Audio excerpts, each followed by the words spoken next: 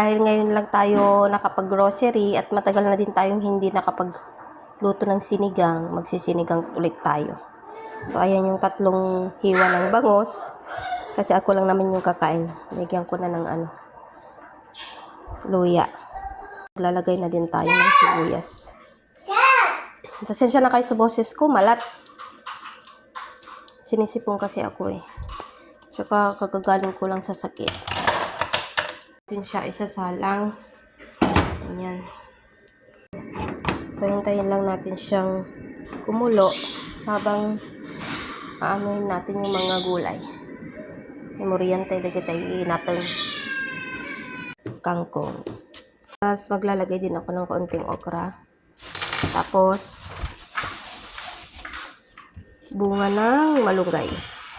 Itanan na memoriante yun. Sakto nga burot detoy bangus tayon. So ikantay ti patis.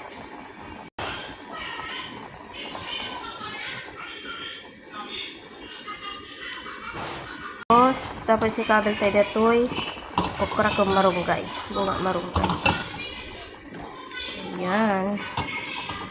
Kain tayo ulit ag burot. Sinigang mix. Tapos ramanan tayo no sakto mo na daya alsum na. Kadabgad na. Okay na. So, luto na ba yung malunggay? Okay na siya. Lagay na natin yung kangkong. Lagay na natin ang ating kangkong. Dami ng kangkong.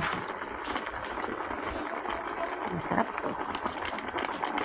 Lublub lang natin. Tapos, papatayin na natin.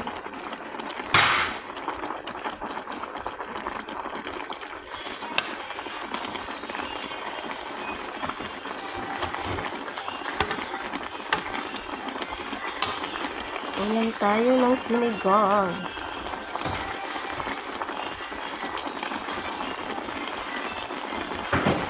Daming gulay ah.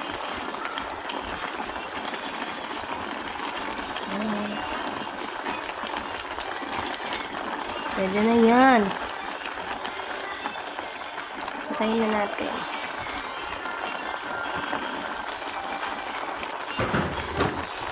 Medyo mapait-sik siya kasi nabasag ko yung niya nung tinanggal ko.